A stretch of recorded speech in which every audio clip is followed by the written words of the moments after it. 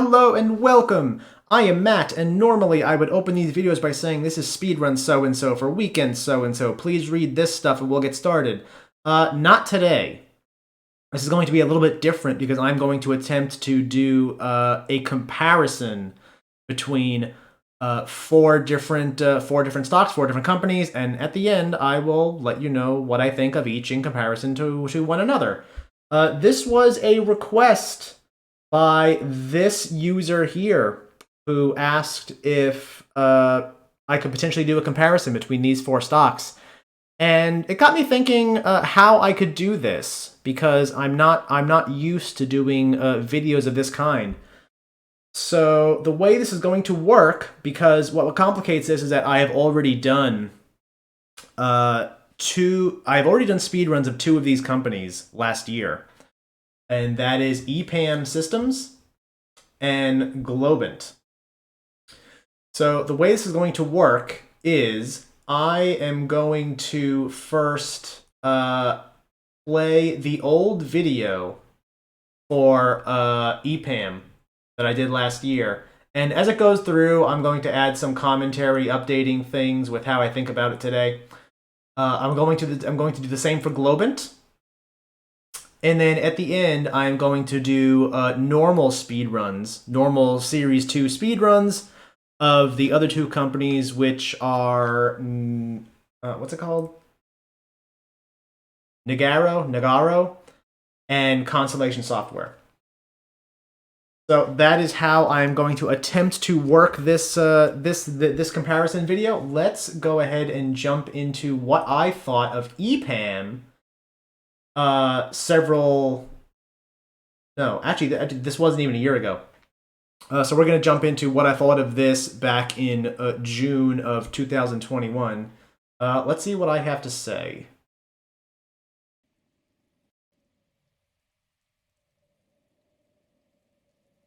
This looks like a big company. I'm surprised I haven't heard of this.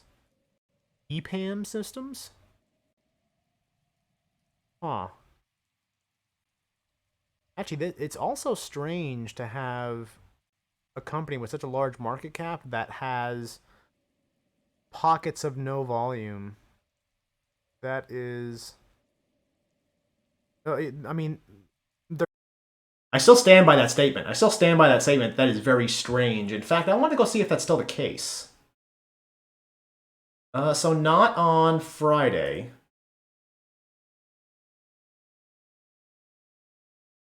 It seems to have gotten over that, because I am not seeing pockets of volume anymore. They're small pockets, sure, but they're still pockets. That's kind of odd. I'm already loving what I'm seeing.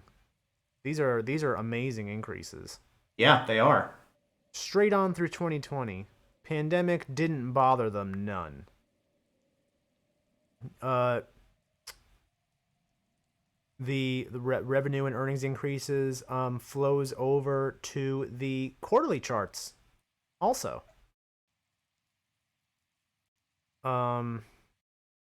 Which they still do, if I'm not mistaken. Yes, quarterly still increasing over time, and yearly still increasing over time.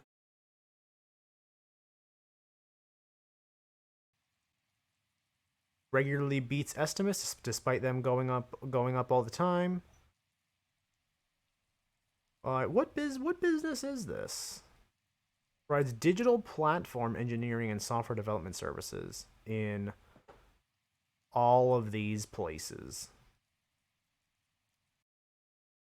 So I kind of gloss over this list, but you'll notice in here some of the main names that it mentions are Russia, Belarus, and Ukraine. Isn't there something kind of crazy going on there right now? I could have sworn, sure I heard something mentioned on the news in passing. And because of that, this has taken a bit of a hit. So something about this video, what's very strange about this video to me, is that it is my most viewed, I know 662 views isn't a whole lot in the scope of YouTube, but this is my most viewed video on my channel. It is also the only video, or one of the only videos, where I have 0 dislikes, which means a lot when it is my most viewed video and has 9 likes.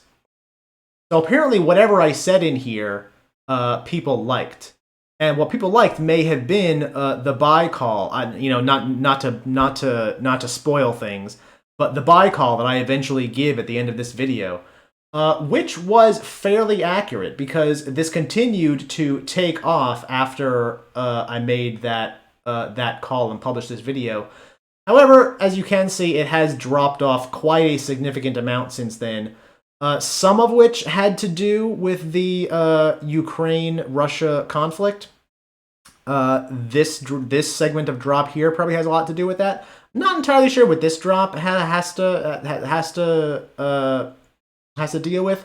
I looked at this briefly previously, and I couldn't really see a specific reason. So I am thinking that even though the company still looks solid, Ukraine and Russia aside, the company still does look solid, but I'm thinking that it looks so solid that the valuation may have gotten away from itself. And perhaps at the start of the year, where the market started to become a little bit more rocky, people realized that, and this took a hit a little bit more than most other things. Neither of these drops, either this one or this one, I would take as a real reflection of how well the company is doing. Maybe you can take the Ukraine drop a little bit because that may have an impact on their business. But think about it in the sense that if that wasn't happening, and it's not necessarily the fault of the company, they just happened to be at the wrong place at the wrong time. If that hadn't been happening, this company would still be solid. That makes sense? Good.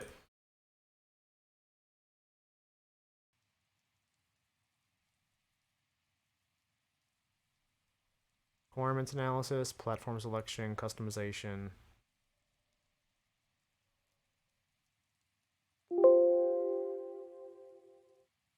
Ooh, you know what? This is why they had their hands in COVID solutions. That might be why 2020 did not affect them much, and in fact may have even helped their business. I was about to say I like that, but that sounds kind of wrong to say.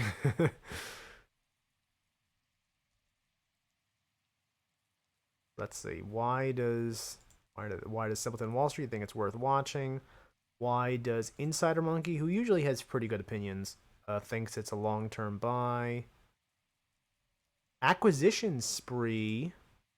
They're gone on a spree of acquiring things? And actually, you know what? Something I hadn't looked at before is I wonder if that spree is still ongoing. So this was June. They had done that just by acquisition apparently last month, according to that article label.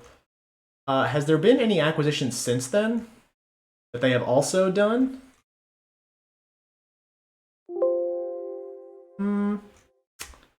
Don't see anything. Then again, I'm only 2 months back. Right here. Here's another one. Acquires Optiva Media, expanding presence in Western Europe and Latin America.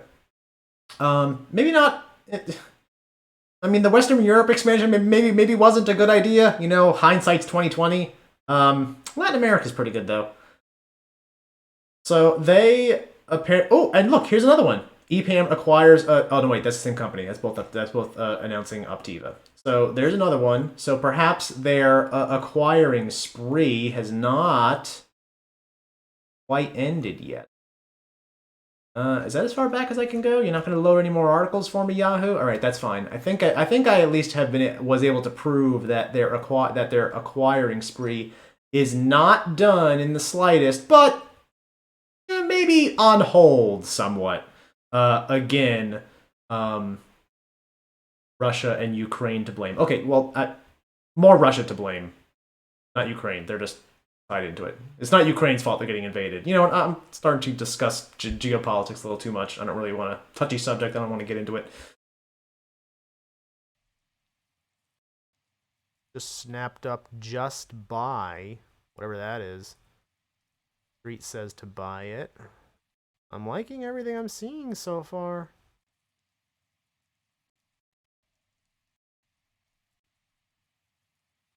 And actually, no, so long as I'm on this screen, so this was $510 when I looked at it. And I did look at it in June. 510. I think right around here is when I looked at it. And it did keep going up. So actually, it didn't increase. Well, actually, yeah, it did top out 700 eventually.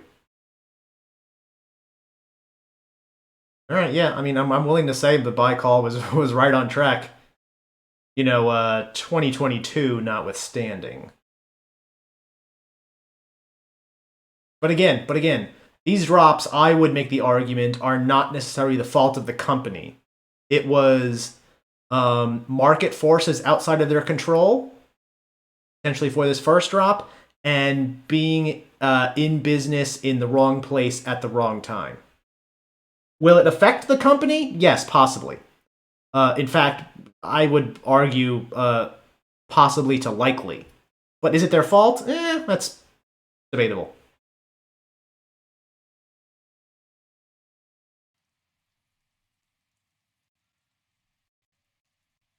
Whoa! Holy stonks go up, Batman.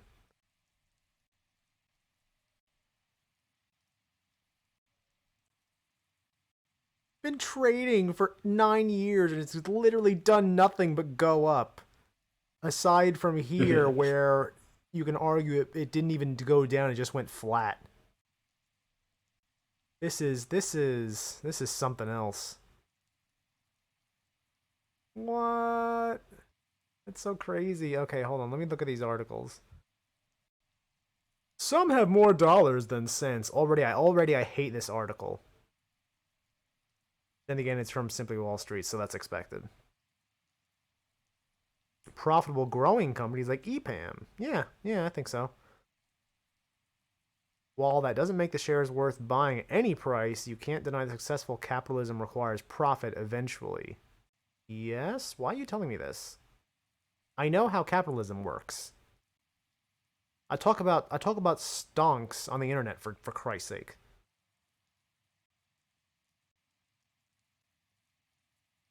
Share price will eventually fall. This makes earning per growth and attract. Yeah, I know. I'm blown away by the fact that EPAM says they've grown EPS by 43% per year over the last 3 years. Yeah, that's amazing. To look at how its revenue and earnings before interest and tax margins are changing. In the chart below, you can see how the company has grown earnings and revenue over time. See the actual numbers.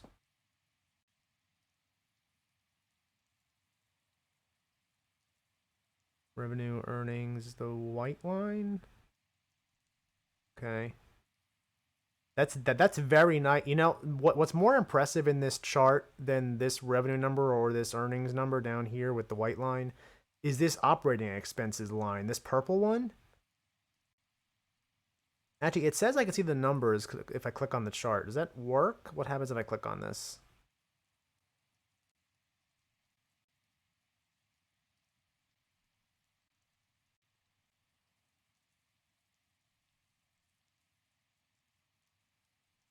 Show me operating expense. Yeah. I like how as revenue rockets, operating expenses stays fairly stable.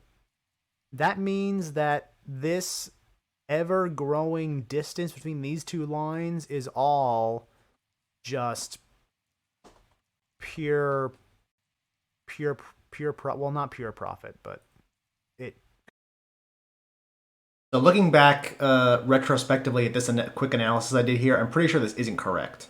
Well, it's correct, but it's not. It is correct in that it's nice to see that the operating expenses isn't really increasing all that much comparative to revenue, but the difference between the operating expenses is not necessarily the difference between operating expenses and revenue is not necessarily all pure profit, because really in actuality the pure profit line is that earnings line, that white line there. Obviously, you can just tell from the scale of this, unless the scaling is off, that the the purple line plus the white line does not equal the blue line. Which, based on what I just said here, it should. So I don't think what I just said here is correct. I don't think this analysis is correct. There are other expenses not listed here to account for that difference. That doesn't mean the fact that this purple line does not increase as fast as revenues. That doesn't mean that that's not still impressive. I just don't think that it's not as black and white or as with hard numbers as I claim it to be here. Contributes.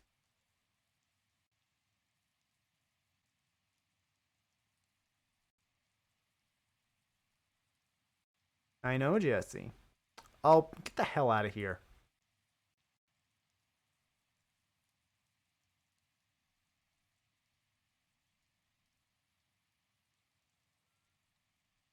Further Insights is a new town. Delivered a 26.0. Provides outsourced software development to business consumers. Shares gain of the company reported. So the EPAM said does not belong in our list of the 30 most popular stocks among hedge funds. Well, I don't really care what hedge funds think. Was in 32 hedge fund portfolios compared to 33 funds in the third quarter.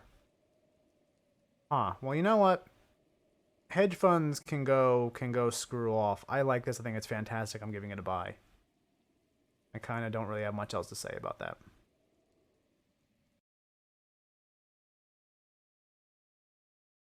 That was my take on EPAM from roughly a year ago. Now, I think a lot of what I said there still applies if Russia hadn't gone and been, kind of an asshole. I'm sorry, Putin, don't bomb me, please. Can they come out of this? And also, something I noticed in that article, actually, you know what? I hadn't seen this. I want to see what this says. EPAM provides update on Ukraine. They announced its full support of Ukraine and calls for the immediate end to unlawful. Okay, yeah, that's great. How is it going to affect your profits? Deeply personal for us, our colleagues around the world are united in support of our 14,000 fellow team members in Ukraine. 14,000, really? Does that mean that 14,000 of this 58,824 full-time employees are Ukrainian and stationed in Ukraine? That is a large portion of your workforce, a large portion of your business in an immediate war zone right now.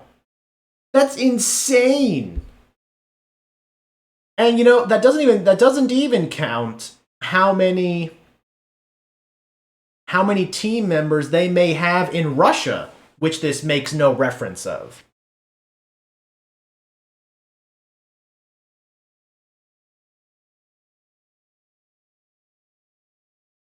Okay, so EPAM will discontinue its services to customers located in Russia. To continuity plans, announcing an incremental humanitarian commitment. That's very nice of them. Kind of stuff I like to see. However, this will... So... I don't think I can find out this information, at least not very easily, but I would be interested to see. So, they are cutting off service to customers in Russia. Okay. I would be interested, and again, I don't think this information is readily available or easy to find probably, but I would be interested to see what percent of their business is in Russia. Like how much, the fact that it's the right thing to do aside, okay? The fact that it's a right thing to do aside, I'm talking pure numbers here. I am interested, I'm talking pure numbers and facts, hard, cold facts. Well, most of the time. I would be interested to see what percent of their business is in Russia, and thus what percent of their business they will lose with this move. Is it enough of their business to warrant a over 50% haircut to their stock price? I somehow doubt that an entire 50% of their business was in Russia. maybe 50% of their business combined was in Russia and Ukraine and Belarus and Kazakhstan, which who knows may get involved in this conflict in some way. Georgia, too. Does these countries constitute 50% of their business? I don't know. But if they do, that's kind of the only justification I can see for it dropping 50% from this conflict. Somehow, I doubt this constitutes 50% of their business, so I don't think this drop is justified. This was a knee-jerk reaction. And again, I'm kind of making assumptions here. Knee-jerk reaction. And could potentially make this, again, I'm just some person on the internet. All right? Don't take what I say, as gospel. Don't use it as the sole source for your personal financial decisions. But this could potentially be a buy in the dip kind of situation. All right? That's what I got to say about EPAM. Let's go ahead and move on and see what I thought a year ago about Globant.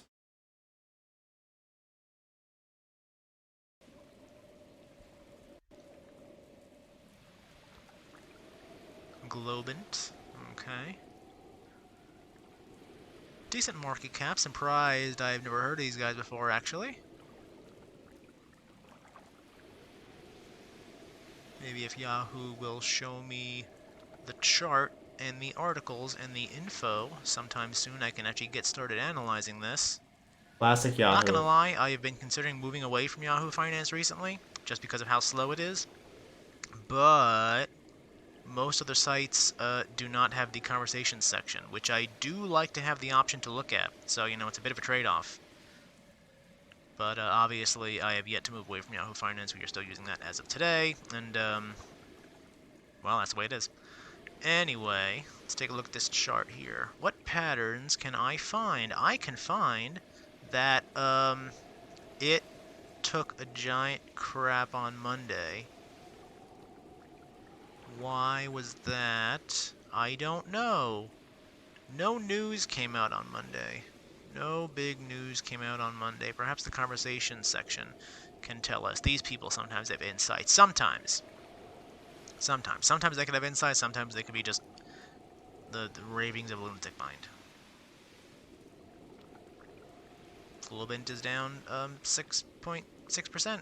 Thanks, Yahoo Finance Insights. That is extremely unhelpful. It's not like I can't see that right here and basically everywhere on this page. Alright, enough complaining. I am seeing regular estimate beats. Okay, I am seeing significant year-over-year... Oh, what did the pages do? I didn't touch anything. It just reloaded the page because it felt like screwing with me. I am seeing significant year-over-year revenue increases, although earnings stay roughly the same. That's, again, kind of think like an expenditures problem. As they are making more revenue, they are obviously spending the same amount of money on making that revenue, which is why those earnings have not moved. Even on a quarterly basis, earnings have not moved much, even though revenues has. So, or those year-over-year increases, that has continued into 2021. The chart you saw in that video went back from 2017 to 2020. This one, now that we are in the future, goes from 2018 to 2021, and 2021 saw a massive increase from 2020. Close to, not quite doubling, but surprisingly close to it. But yet still, earnings are... Well, actually, no. Because earnings increased at a very similar amount. In fact, you know what? I'm going to go bring up a calculator for this. Let's see. Calculator.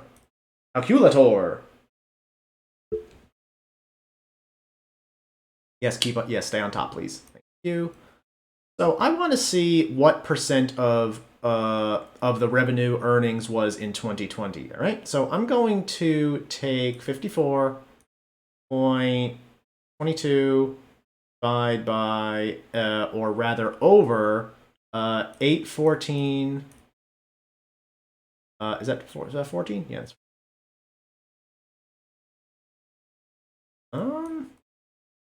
Right? Did I not do this math right? Very confused. 54 divided by 14. Yeah. What the hell? Oh, there's the decimal. Okay. All right. So the earnings was about 6.6% of the revenue in 2020. What was it in 2021? So earnings was 96.06 divided by 1.3 billion. I guess that would be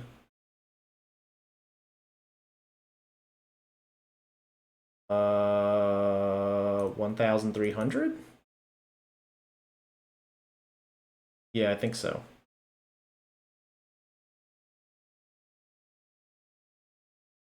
So you know what? It's actually it's actually better.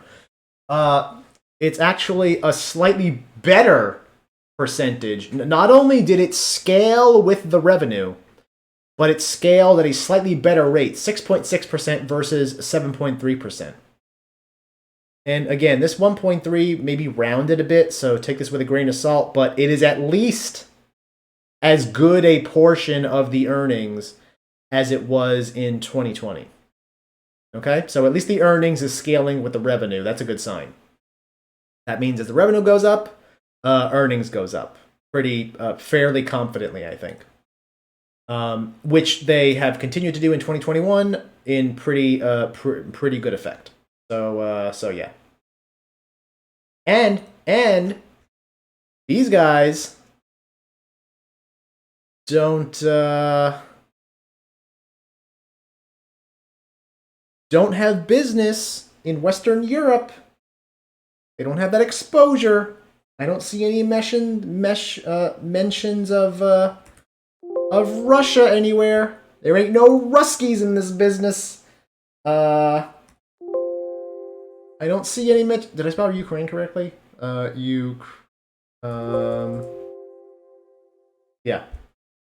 No mention of Ukraine anywhere.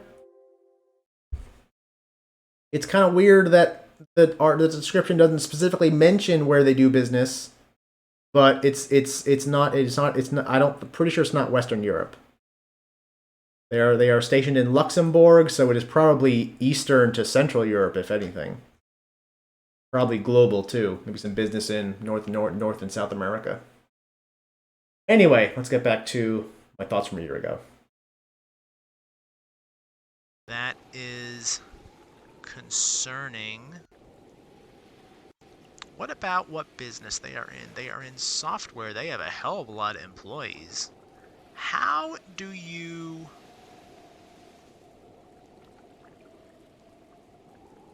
Okay, hold on a second. They have annual... I want to do some quick maths here.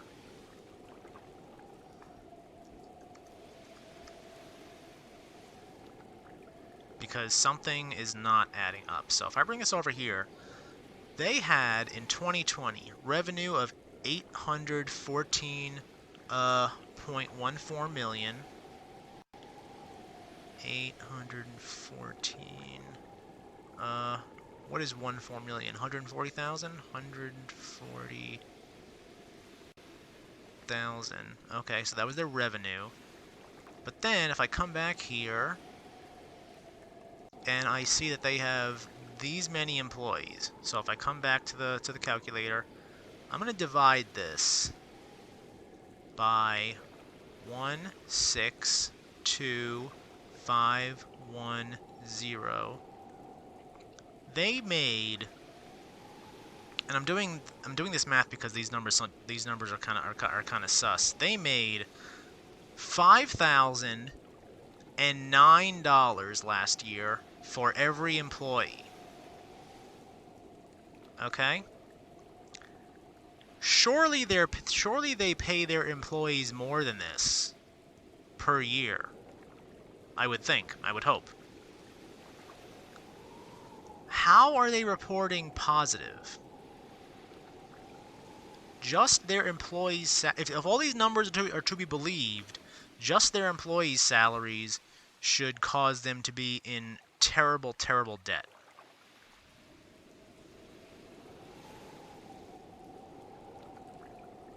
Return on investment and cost efficiency. That's funny because you can't even manage it yourself. Okay. So I can't explain why this was like this a year ago. But I had looked at it today, and we are apparently down to 23,000 employees. Now, I don't know why this number is different from a year ago. Maybe Yahoo was just reporting bad information last year and they finally fixed it. Maybe they did actually do massive downsizing. I don't know the reason. But we don't have that, 160,000 employee completely ridiculous number anymore. We're down to 23,000. So let's do this math again, okay? Did I close the calculator? No, here's the calculator. Let's go ahead and do this math again, shall we? So, in 2021, we had $1.3 billion in earnings, okay? 1,300,000,000. Yes. Let's take that and divide that by this new employee number we have here. Divide that by 23,526. Okay. This is a more reasonable number. This is a more reasonable number that I can see being the average, or in fact, to be able to turn a profit, slightly above average salary, or slightly above the average salary for an employee of Globant. They have everyone from probably a bunch of software engineers that get paid the big bucks to, people like janitors, people who, I don't know, pack the shipments. I don't know. So this probably comes out to be a little bit above the average employee salary for someone at Globant. And this number makes a lot more sense. This number definitely makes a lot more sense than that 5,000 number that I calculated last year. And I'm pretty sure it is because Yahoo was not reporting the correct amount of full-time employees. Either that or they did some kind of massive downsizing, but even that doesn't make sense because how would they get that number? How could they possibly turn a profit with that? I'm pretty sure Yahoo was just reporting the wrong number, but it seems like they fixed it. So now I can get more reasonable calculations. Now, as you're going to see in the rest of the video, I focus a little too hard on these calculations, and I think I'm too hard on the company because of that. And I think I end up making the wrong call because of it.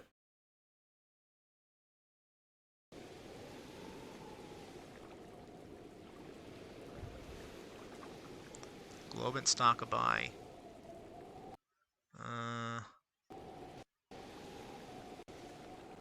What about the larger chart? That's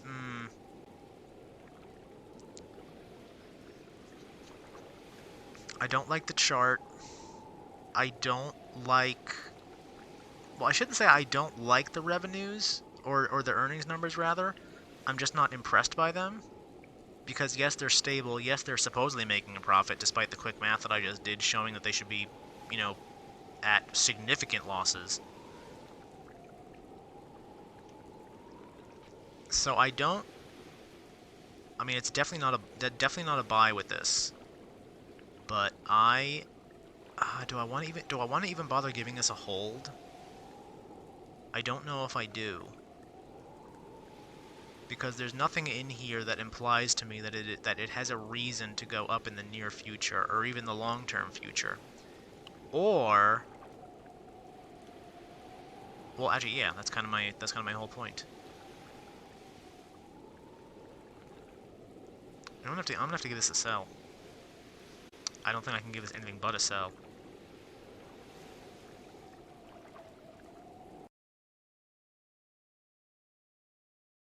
So yeah, looking back, as me in the future, looking back at what B in the past says, I don't agree with that sell, but with that sell call. I think I was focused in on the wrong things, and I didn't put enough focus on the good things. Like for example, the revenues and earnings.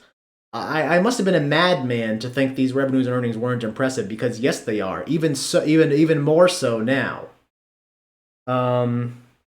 And the chart, I had barely even glanced at the chart. So to say it was unimpressive, I think is not really doing it justice. So let me take a good longer look at this chart now. And looking at it, honestly, you know what? I know I just said that it was kind of disingenuous to take a quick glance at it before and just say, oh, no, I don't like the chart, done. But you know what? I kind of don't like this chart. Because in the last year, there's been a lot of roller coastering up and down with this. And the chart belies these good earnings and revenues. You would think with this massive spike in 2021, that the chart would rocket, and it's not. It's flat to going down, because look at these. High, lower high, or rather lower ceiling, lower ceiling. So lower highs and lower lows. I wouldn't be surprised if this continues to slip past this last low. And I don't really know a reason for that. Maybe it's because it's expensive. Simpleton Wall Street seems to think it's expensive. Or rather, do they? Let's take a look at this article real quick, and then we'll move on to the rest of the companies. Expensive for a reason. Actually, yeah. So $9 billion market cap. What is the? Let me look at the statistics real quick. That is an extremely high PE. That is extremely high. That is ridiculously high.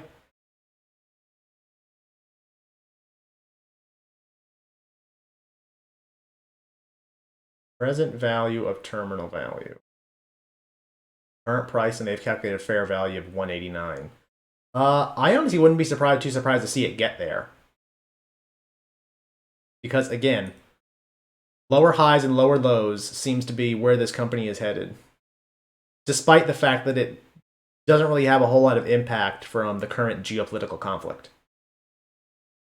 So even though this chart down here makes it look like a good company, this chart up here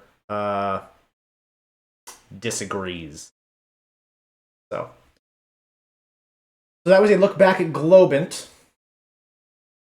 Now let's get into actual proper speed runs now. The two other companies we're going to look at, and also caveat. So these two companies, I don't usually look at companies that are, or rather, the companies I usually look at are companies that are traded on the New York Exchange. These two are not.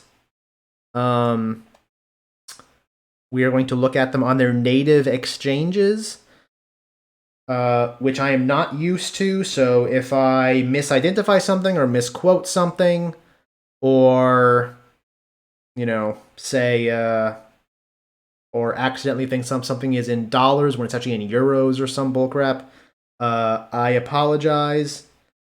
But let's see how this is going to go. Let me adjust some levers real quick first.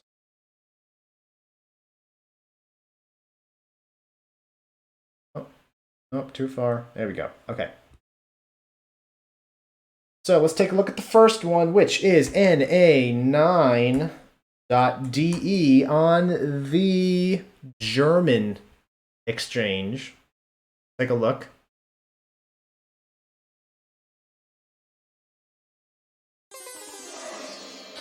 And this is Nagarro. Nagarro SE. SE, I assume, stands for software something? Software something. So, yes, so on the German exchange, they're a German company. Do they? So first of all, do they have exposure to Western Europe? Do they have exposure to this current conflict? It says solutions in North America, Central Europe, rest of Europe. Not too sure what to take by this rest of Europe, and internationally. And you know what? We can probably determine its exposure just by seeing how it has reacted to the recent conflict.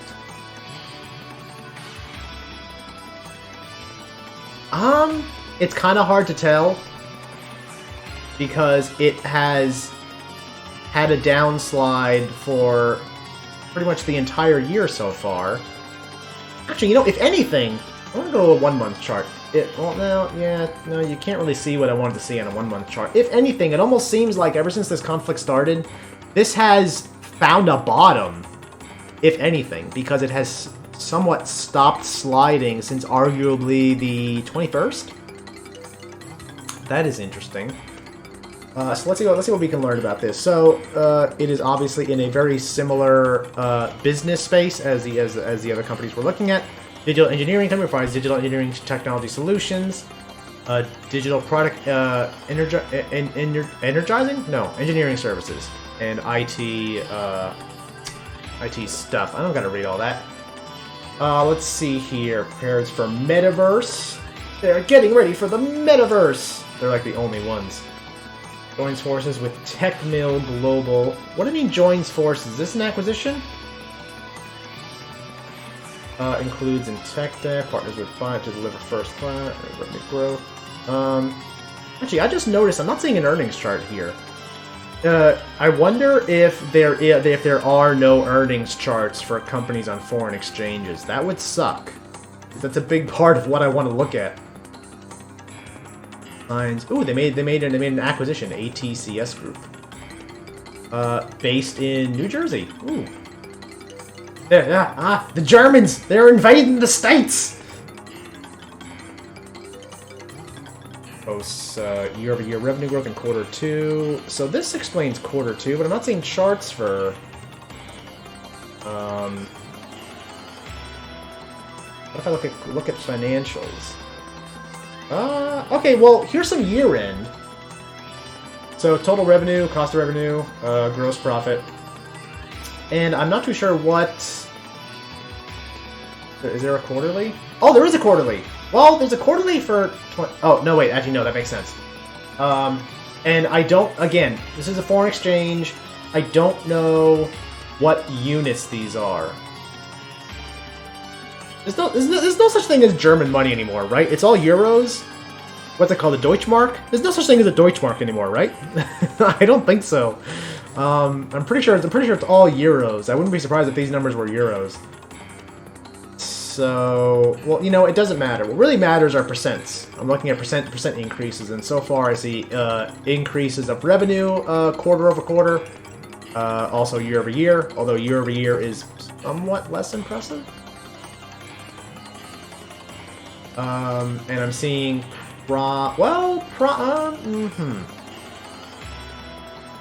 yeah, profit fluctuates a little bit, but it looks like they ended on a good note back in September. Yeah, profit looks pretty good on a yearly basis also. Okay, let's see. Let's take a look at that. Like this. I look at the quarterly. This looks very similar to the two other companies where it just increases, you know, profit and revenue increases year over year, so not bad. Or, sorry, not year over year, quarter over quarter. Let's see. So this only became IPO'd on the exchange, or the German exchange at least, back in December of 2020. Had a very good 2021. And kind of started to slide off. It's very possible that the valuation got ahead of itself. Kind of similar. Actually, no, that would make sense. Because if this kind of company is, you know, all the hype, then it would make sense that this would kind of reach a peak overvaluation at around the same time as... I already forgot the name of the other company. What's the one that had the pullback? I think it was EPAM that had the pullback. It was EPAM that had the pullback prior to the Ukraine conflict, and I attributed that to it getting a little bit past its proper valuation. you could possibly say the same thing with this. I wonder if anything happened in January to make a big splash of this, because it had a spike up and then a little drop down. Did anything interesting happen to this in January? Maybe this did? Well, no, that was 4 months ago. Year-over-year revenue growth, quarter 3. Partners with biotech. That's November. Joins forces with Techno Global. January 21st. No, I'm honestly not too sure. It's very possible it just got away from its proper valuation. And yes, you can argue that any valuation is proper because whatever the market is willing to pay is an appropriate value. And yeah, blah, blah.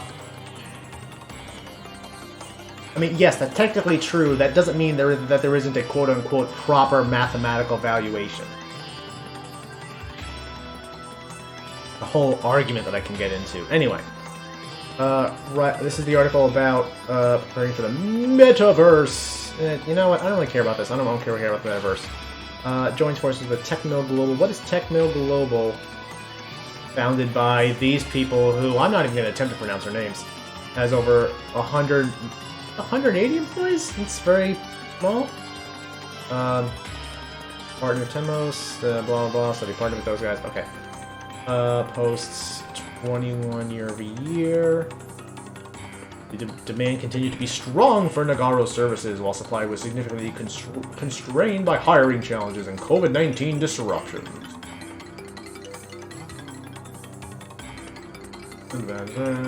Oh, you know what? Yeah, I think I was correct. It is euros that the numbers are reported in. Yes. Million quarter, so revenue grew to 127.3 million, up 21.6. Does that match up with the numbers I saw here? Just double checking. You always gotta double check what Yahoo tells you, because sometimes it lies. That's quarter 3. Where's quarter 3? This should be quarter 3. So revenue of 140.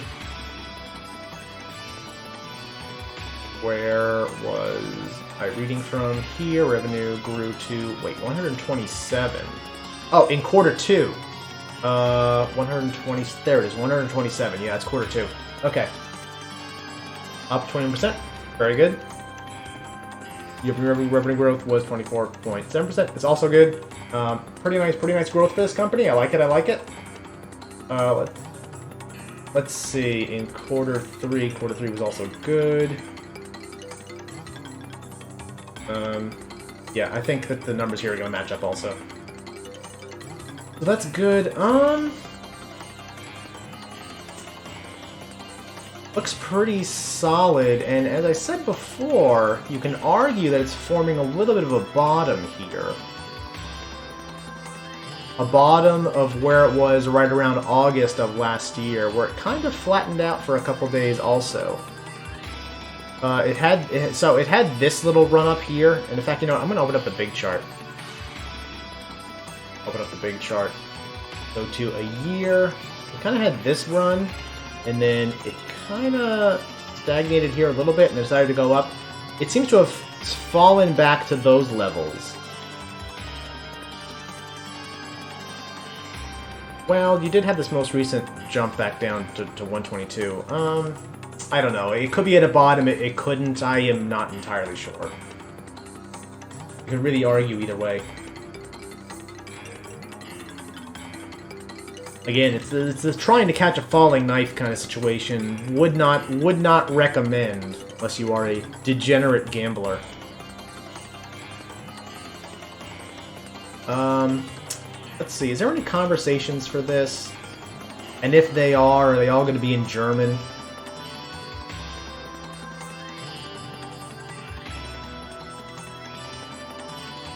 Oh, no. You got people actually speaking of the English in here. So why the sell-off? I don't know, bro. It's equivalent to Globant, Endava, and EPAM. So Globant and EPAM we're looking at as part of this. I don't know what Endava is. Endava was not one of the companies that I was asked to look at, and I'm not entirely sure what that is. But you know what? I want to take my time here to go look at that. Well, do I want to waste time to go look at that?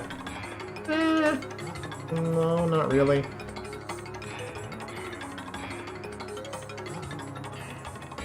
Let me see. Nagarro.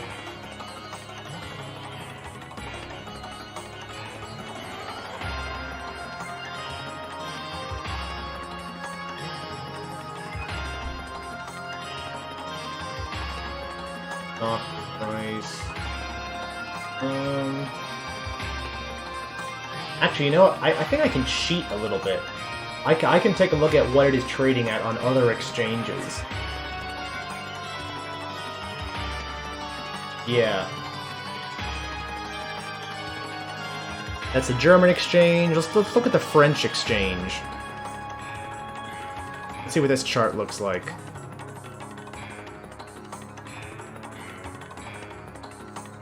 Very similar chart pattern. Also, arguably, maybe kind of forming a little bit of a bottom.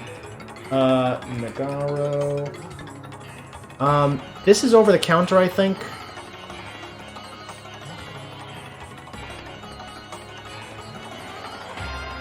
Which over the counter always make me nervous, which is why I opted for the German exchange entry over this. Maybe a little bit. Well, I mean, over the counter is a lot more volatile. Still, you can. I don't like trying to predict the bottom. I don't like it. Let's see. Ooh, short interest. Let's look at that. It's going to be in German. I cannot read German. Alright, it's taking a long time to load. I'm not too sure what else I want to look at for this. It just it looks like a good company, but I don't know where the slide is going to stop. It's very possible it has stopped already. I don't know. I don't know for certain. Let's see, what else can I look at? Actually, let me go back to the German one.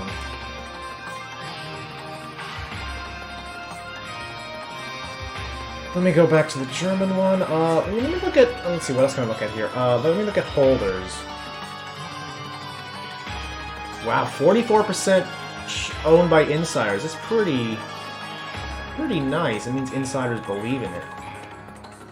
Insider, okay, what about insider transactions? Can you tell me that? No you can't. Wonderful. Oh, I love foreign exchanges. This is so nice.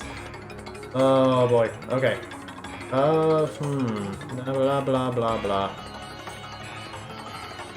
Not sure what else I want to look at. I think I'm pretty done here. I think I'm done. Yeah, we're done here. So I don't think I want to give this a buy. I don't think I want to give this a buy because I don't know if it's done sliding. If I was more confident that it was done sliding, then I would be willing to give it a buy. But I think I am comfortable giving it a hold, though. I think I am comfortable giving it a hold. With the idea that it does seem like a solid company. And that it will find a bottom eventually and go up from there. But I don't know if it's there yet. So that's my argument for a hold for this. So that is stock number 3 for this comparison. Last one to look at is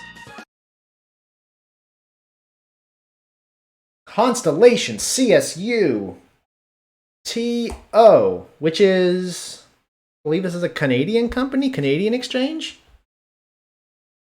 Let's see if I remember right. Constellation Software. Yes, Toronto. So Canadian company, Canadian exchange. Similar business. Acquires, builds, manages vertical market software business solutions in Canada, United States, United Kingdom, rest of Europe. Again, rest of Europe. I would very much appreciate a better descriptor than that, but I guess it doesn't want to offer me one. Wonderful. So, Constellation Software. Again, all of these companies have very similar earnings patterns. Very nice revenue increases. Kinda, sorta okay, maybe kinda fine earnings over time. Although this one is a little more wonky. Because, look, up, down, as far as earnings goes, the revenue still keep going up. So, the earnings for this one are a little more volatile than for the others. And in fact, that can be reinforced by showing that they have missed estimates for the last 2 quarters, but blew out estimates for the prior 2 quarters, which are... Wait, that doesn't make sense. Why does it say minus 9 million earnings, but they somehow had positive up here? I think these charts are lying to me. I love when Yahoo can't give me straightforward information. Tell you what, I'm gonna have to go look for. Well, let's see what I want to look at first. Oh God, I'm getting overload. Let me look at 6 months.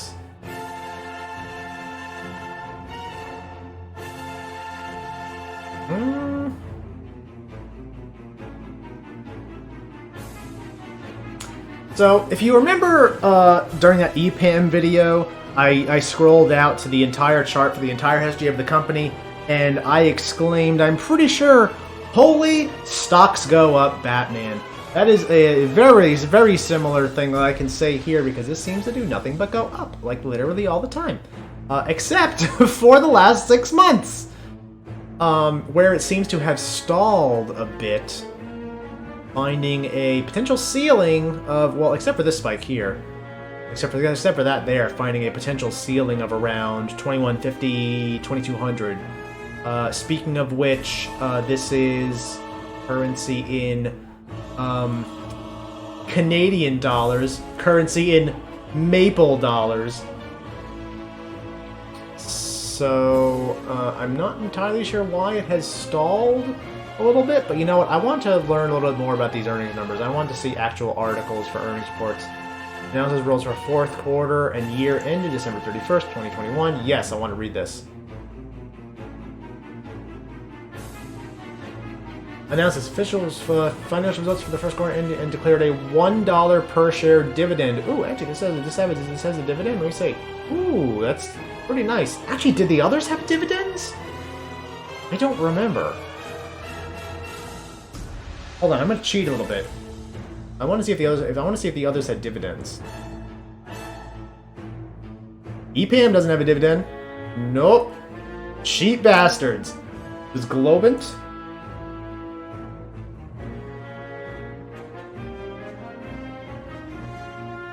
Nope. More cheap bastards.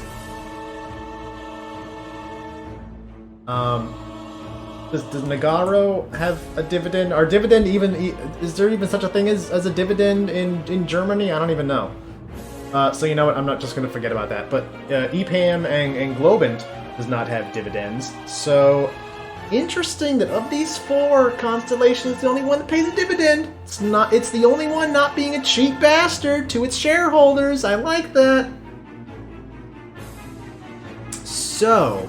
Declared $1 per share dividend payable on April 12th to all common shareholders. So let's take a look at the quarter highlights. Revenue grew 27% to 1,383 million. Does that tie up with this 1.38? 1.38. That is pretty good. That does match up. Net income attributable to common shareholders decreased.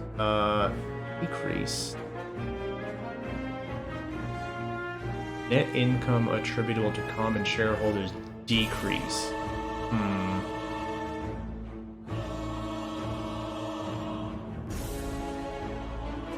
$124 million. Yeah, that's the earnings. That means the earnings are down from a quarter from a year ago.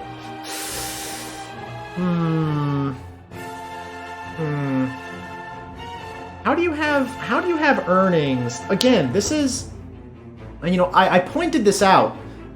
This of the ones I've looked at so far, this one has the wonkiest history of earnings, where it goes up, down, up, down, up, down.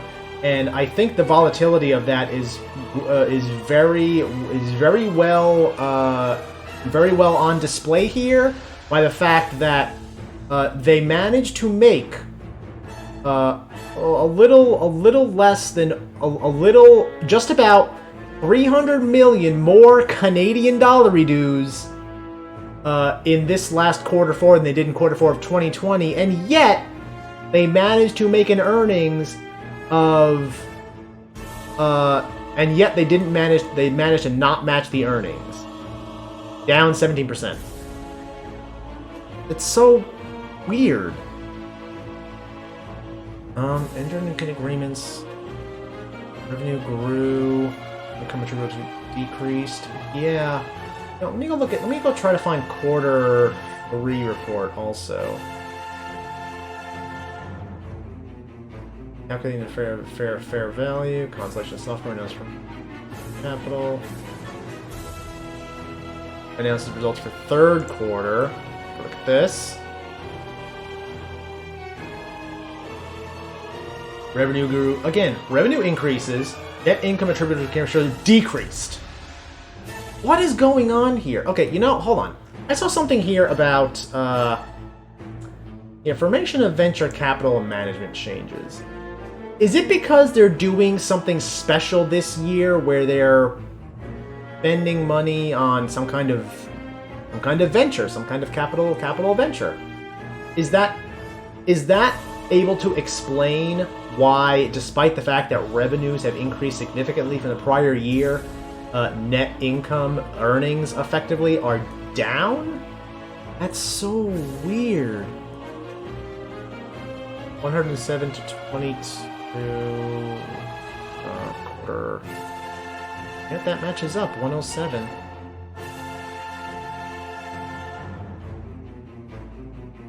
Super, and you know, 504 on a diluted share basis.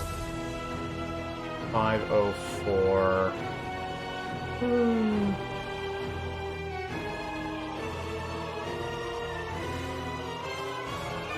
You know, I think until these numbers seem to be the accurate ones. These ones seem to be the inaccurate ones, because it says that in quarter. Oh, wait a minute. No, that's still not right.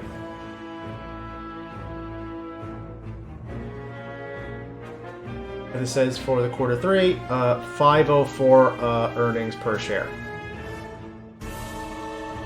There's not 504 anywhere, despite.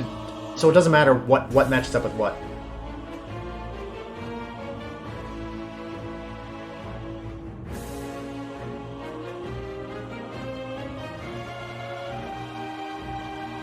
All right. So I think these are the correct numbers. I mean, still, it's not, you know, it's not a good look. In fact, I would have preferred it to be these numbers, because then that means that they're actually making a heckin' lot more money. But no, we're stuck with these down here, which, again, are kind of all over the map. Does not give me a lot of confidence, to be honest. But maybe they are spending money on stuff to where they can't meet their earnings records from the prior year. So what's this all about? So, announced the creation of a $200 million venture capital fund. Fund will provide financing for startup and rapidly growing vertical market software businesses, most of which will have been either incubated or identified by a sponsoring Constellation business. I wonder if something like this could explain why, by some stretch of the imagination, earnings are down despite revenues being up.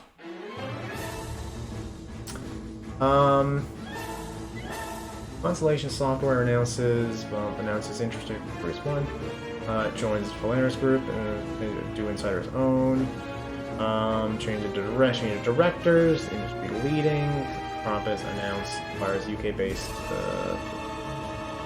quarter. Oh wait, that's not this. That's not this either. Performance better than its underlying earnings.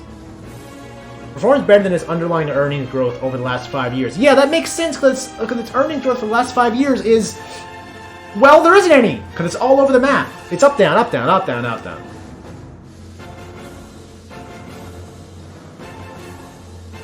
Please purchase blah blah blah blah blah blah. I don't really think there's anything else that I can see here that would help me.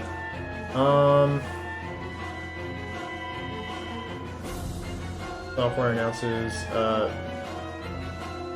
I kind of want to learn a little bit more about. Well, you know, let me.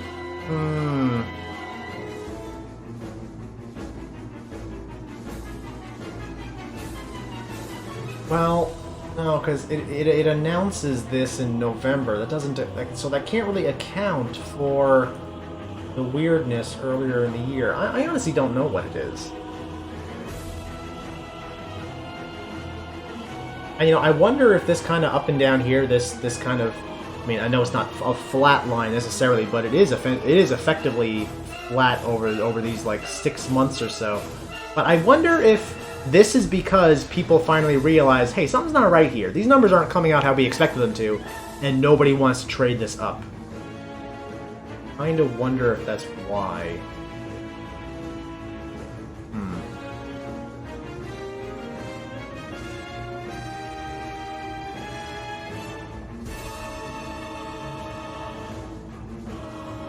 People going conversations.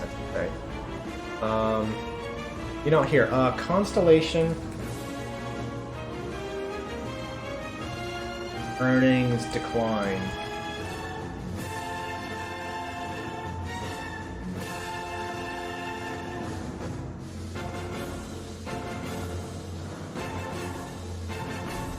Revenue consists primarily of software licensing fees. During 2008, where the broadcasting cash flow had declined significantly.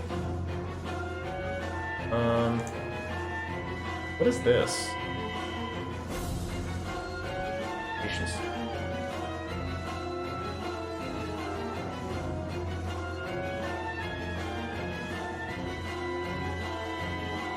Intangible and non-impairment expenses of $1 million and $7 million were recorded in 3 9 months in. Blah blah blah blah. And 20 primarily relate to 9 businesses acquired. Oh. The remaining 2020 expense... Well, actually, that says 2020, not 2021. Well, I don't think that's why. I mean, it potentially could explain it. The remaining 2020 expenses primarily relate to 9 businesses acquired during 2018 and 2019, where the forecasted cash flows had declined significantly from the forecasted cash flows at the time of acquisition, primarily due to near-term impact. These businesses are subject to a number of risk factors. Shares decline. Shares lose all or part of their investment. Wonderful.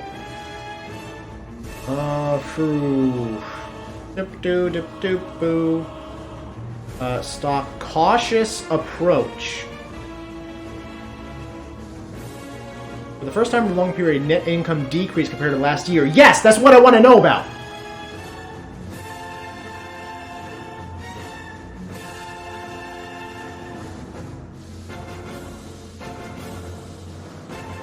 Decreased from last year. However, since Constellation reports also Topicus results as a part of what?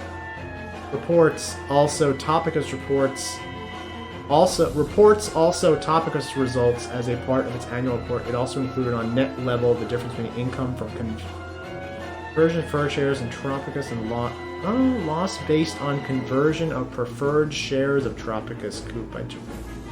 I'm having a hard time parsing this. Also, you mentioned that this extraordinary income caused 1 of increase in tax payment by Constellation, so the effective tax rate of 55% should up. 55%! Jesus! It's fucking Canada for you. Goddamn commies. I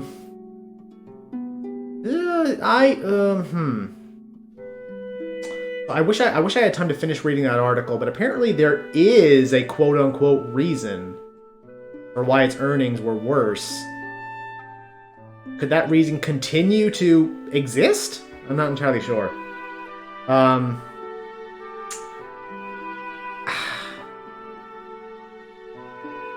So as I pointed out, it's kind of been flat for the last couple months. I don't think there's a good chance of it going down, but whether or not it can continue to go up is also in question. But it does have a dividend, so holding it may not be a bad option. I do think the chance of it going up probably is more than it going down. I still think the chance of either is fairly low, but hey, hold is pretty good when you're talking about dividends. But you know what? I'm gonna go ahead and give it a hold. So that's the last one we looked at. So I guess now, you know, it's not a comparison if I don't give some thoughts on what I thought of each one compared to the others. So I just gave Nagarro and Constellation holds because I wasn't feeling very confident in them because they both seem to be in a bit of a flatlining period, and I don't know where they're going to go. EPAM could potentially be a buy the dip kind of scenario. And Globant, I forgot what I said about Globant, actually. I forgot what I thought about Globant.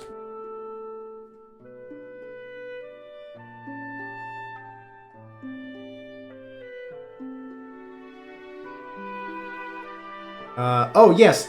Globant seems to be having lower highs and lower lows, and it's very possible that that trend can continue for a while. Yes. So, I kind of... man. I really hate saying this, but I am kind of going to go with the cop-out of saying that I don't really like any of these. I don't really like any of these for a multitude of reasons. EPAM, because if you are going to play in it, it is attempting to catch a falling knife, and that scares the hell out of me. Not necessarily don't like this one, because I can definitely see these lower highs and lower lows continuing for a good bit longer. Because it is very possible that it has gotten significantly past its fair valuation. I did not like Nagarro necessarily, because it could be that it can, even though it may have found a bottom, it's very possible that it hasn't, and that it can continue to go down. And I didn't necessarily like Constellation, because I didn't really see a good reason for it to go up anytime soon. I guess what I'm saying is that right now in time, I would not give any of these companies a buy. I probably would give all of them a hold. So you did literally see me press the hold button for the two ones that I did speedruns of just now. If I was to do speedruns of both EPAM and Globant today, I probably would give them holds also for the same reasons. EPAM because it probably is gonna go up at some point. I just don't know when that is. And Globant because, well, actually, I might be inclined to give Globant a sell, just because I unlike the other three, where it's very possible they can have found a bottom or go up from their flatlining. I think Globant's going to continue to go down. I don't see a reason why they won't, or rather, I don't see a reason why it'll go up, to be honest. So I know it's kind of a cop-out for trying to do a comparison, but I kind of don't like any of these. I guess if someone was to put a gun to my head and had to pick one, I would say right now, if you put a gun to my head and say which one, but buy one of these, you have to choose one to buy.